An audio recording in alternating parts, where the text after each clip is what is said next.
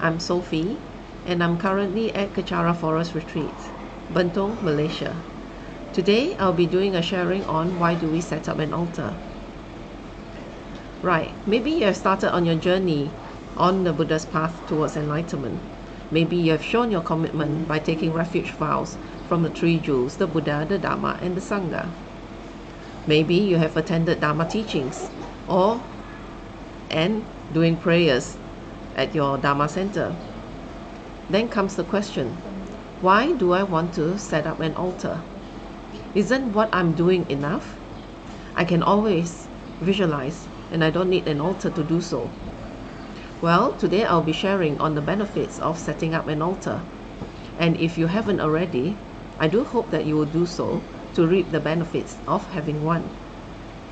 First of all, having an altar at home, at the office, or wherever you may be, you are mentally committing yourself to your practice. Just as taking the refuge vows, having an altar is another form of commitment to the three jewels in inviting them into your living or working space. You're telling the Buddha, I believe and trust in you, your teachings and your practices. I wish for you to share my life, be a part of my life. But most of all, you're telling yourself you are ready to take on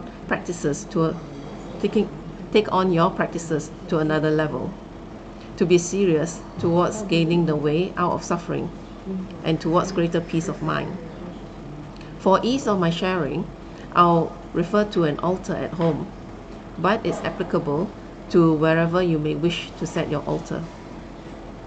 When you invite the Buddha statue into your house, don't think of it that you're inviting just a statue, but that you're inviting the real Buddha into your home.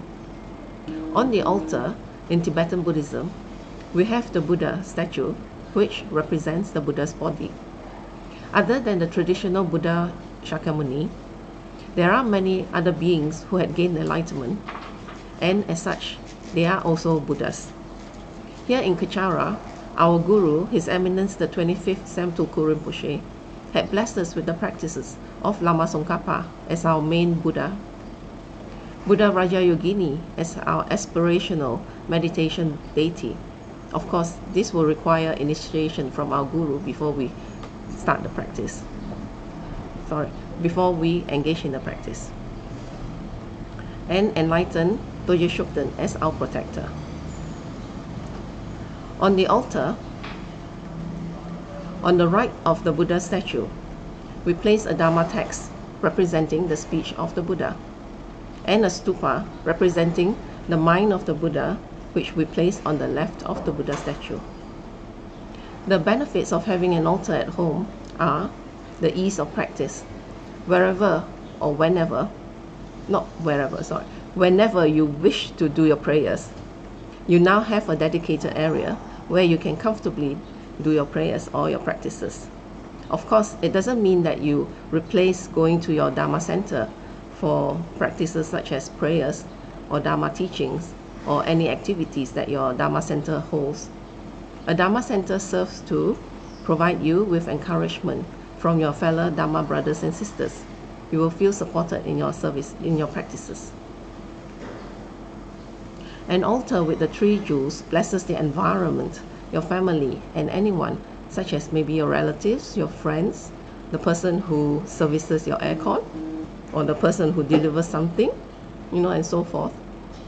They'll be blessed with this chance to see the Buddha and having the imprint in their mind, seeds that they may open in the future to connect with Buddha.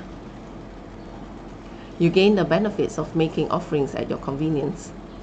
Offerings of water, flour, food, light, incense, and so forth.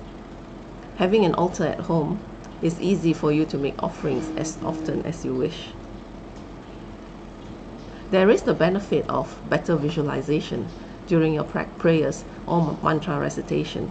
An altar makes it easier to focus to achieve concentration. It helps to stop the mind from wandering, maybe to the things that you need to do, or maybe what your next meal may be, or what is this person doing, so and so. So it will But having an altar will pull your attention back into focus, and it will help you to develop the mental concentration that is needed, for higher practices. An altar serves as a reminder for us to practice daily, of taking refuge in the three jewels, and over time, form the beneficial habit of daily practices. We can do our preliminary practices, which we should complete to achieve higher practices, such as water offerings, prostrations, Rajasattva mantra recitations, mandala offerings, guru yoga, or any retreat that we may wish to engage in. An altar also serves as a reminder of our commitment to being a good person, the kind person that we wish to be, to avoid wrongful thoughts, wrongful acts that may harm others. And the longer we spend being that good person, the less negative karma that we'll collect. And of course, it helps you to connect with the Buddha on a stronger and deeper level, as you habituate good qualities during the times spent in the company of the Buddha, in your thoughts and in your practices. As such, it is beneficial for you to have an altar where you can further develop better qualities in yourself where you can develop better qualities in yourself and also in your practices. Later, I will share the link on why do Buddhists set up altars, and also the link to the YouTube on how to set up an altar for your visits to gain more information. So with that, I wish to thank you for sharing your time with me, and now I'll take a few questions.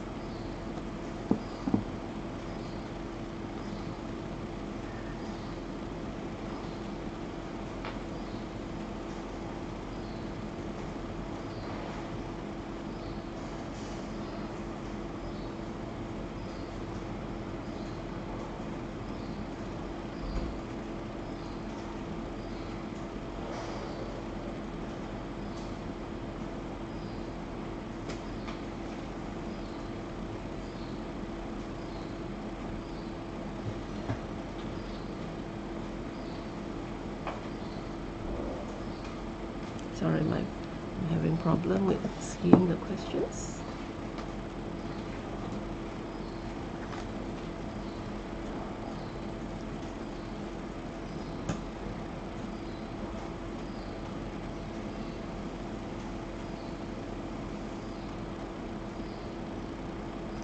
Right, from Pastor G9.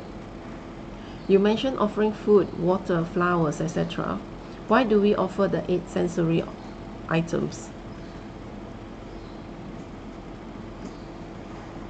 This one is so that we will give out our attachment to what the sensory items represent.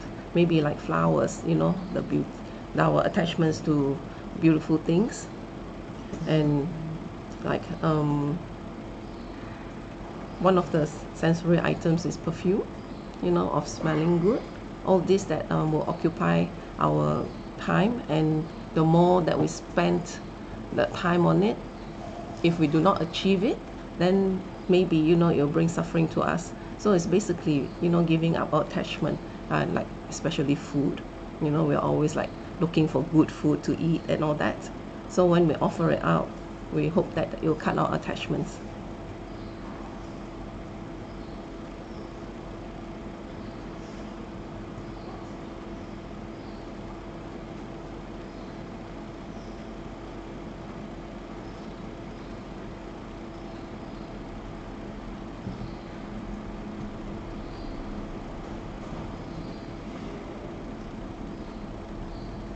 Okay, from Valentina.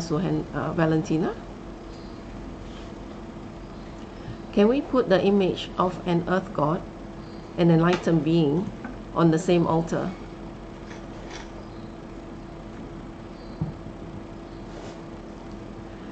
This question has been posted, I remember, a few years back, during our Dharma sharing. And I remember the answer to be that because the earth god is not enlightened, it will be preferably not on the same altar. But because once you have Buddha there who is enlightened, there's no need to rely on the earth god which is enlightened, but maybe due to tradition that you have it and you just do not feel like you just wish to continue, you could actually put it on the same altar, but to put something that divides it so that it's on a separate, it's something dividing between the unenlightened and Buddha, so that it's more respectful.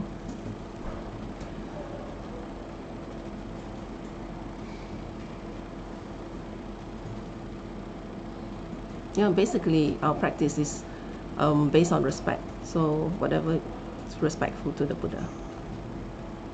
And Pastor Gina has asked, please also elaborate, what are the good qualities you habituate when you spend more time in the company of the Buddhas? Of course, mainly you'll be kinder, you practice kindness and how to benefit others, and from that you may develop wisdom, because you need wisdom to know how to benefit others, the methods. And those are some of the qualities that you will develop. And when you're mindful of your practices, such as when you're benefiting others and you think you're always being mindful, then whatever you do, you may develop maybe quality of speech of the Buddha, when you're chanting mantra.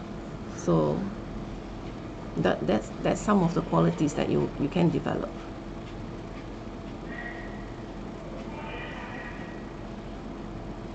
And Pastor Junai has said, what is earth god to Valentina? Do you mean worldly gods? I would in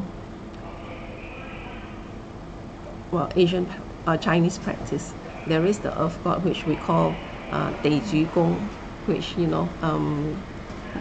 quite a lot of Chinese families has it as a tradition. So I think that is what Valentina means. Yes, and it is a worldly god.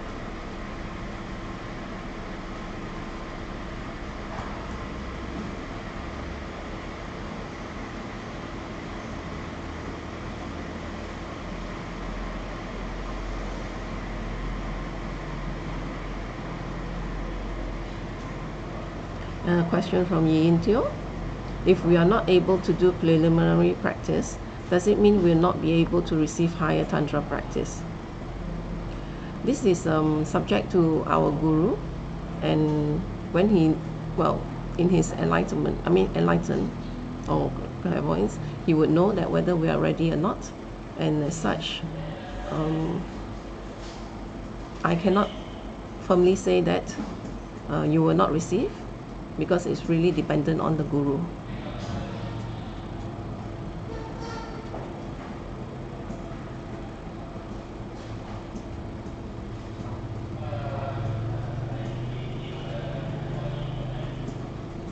And Pastor Jinai has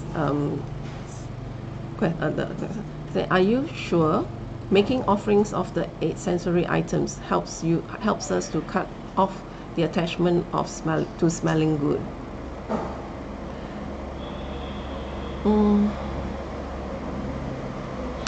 Actually, offering, no. This one, let me get back to you, because I'm not very sure of my answer, and I can further look up for the answer and to answer you in a better way. Thank you so much. And Pastor Nero, for the 8 sensory offerings, are you sure that perfume signifies cutting off attachment to smell? Also, apart from cutting attachment, what do the 8 sensory offerings create the merits for? I thought that each of the offerings also create merit for something along our spiritual path. Yes, it does. But as with Pastor Jinai's question, I will also answer you at a later time so that I can be more certain of my answers. For now, I do not know the answer.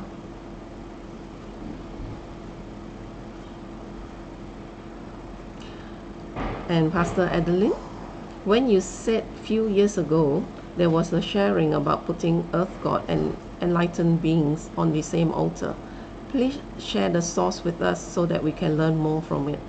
It was during a sharing at Kachara House in Sunway Mas Commercial Center in PJ, and it was during a time when Rinpoche gave us a talk and someone asked that question.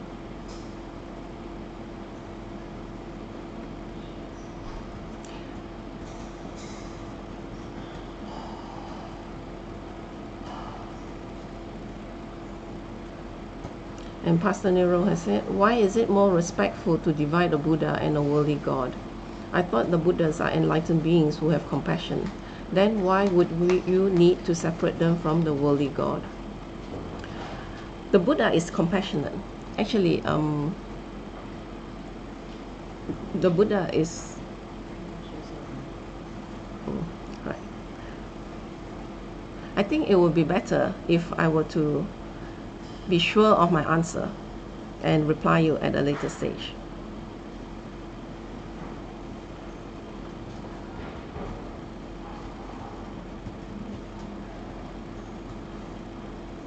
Pastor Adeline has asked, apart from Chinese practice, isn't there any earth god in other culture as well? Yes, there is. But for this, I will make sure that I know the answer properly before I answer you later.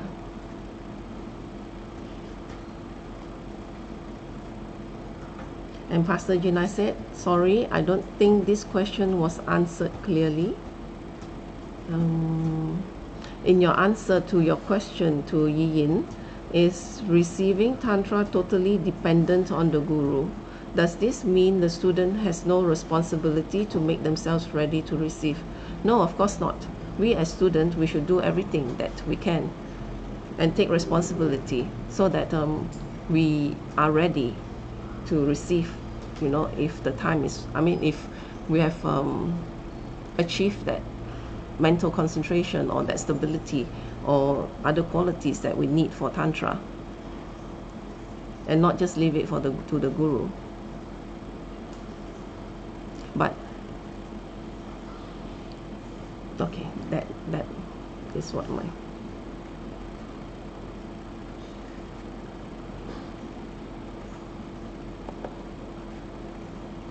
right. And Pastor Adeline, was there a video recorded for Dharma sharing that Rinpoche gave in Kachara House with regards to enlightened being and an earth god sharing the same altar?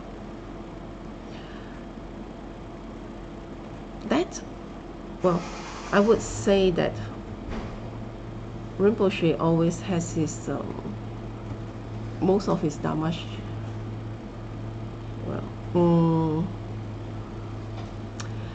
let me find out, go and I'll get back to you on that.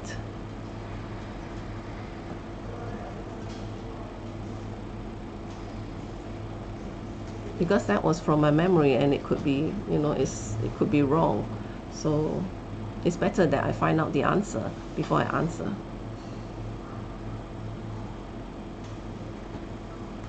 Right, is there any more questions?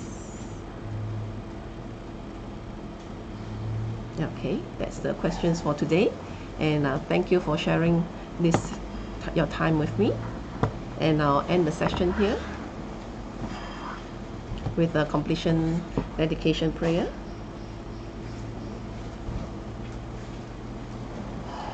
Jangjop Sencho Rinpoche, Ma Ke Panam Ge Shi, Ke Panam Pame Payang, Goni Gondu Pewashu, Toni Towa Rinpoche, Ma Ke Panam Ge Shi, Ke Panam Pame Payang, Goni Gondu Pewashu, Daso Jini Sapage Wadi, Tandan Drowa Guna Gampadang, Jepa Jesu Nosan Trapai, Tamping Imporindusa, Se Sho, Ke Wakuntu Yandala Madan, Drami Joki Palano Joji, Sadam Langi Yote Razone, Doje Changi Opanga Tuso, Ke Wadi Yududa, Lama Sang Yudrione, Drewa Chikia Malupa, ke sala go pashu joki kau posunga pa josun nampa bewala geki sama siwadang tungki malu sawasho dadam songi dosandan drewa songi latini gewa losandra pai tampa yu riva yu shi ni modele sendele ni mengunyandele shi ni sintatu dele pa concho songi jingilo concho songi ngodroso concho songi trasi sho Jesu nama kusen rap ting ching nam katrini chochu ge padang lo sam tempe dro me sam songi dro e mun sa tato ni yu shi gawe rawe ko we shingam de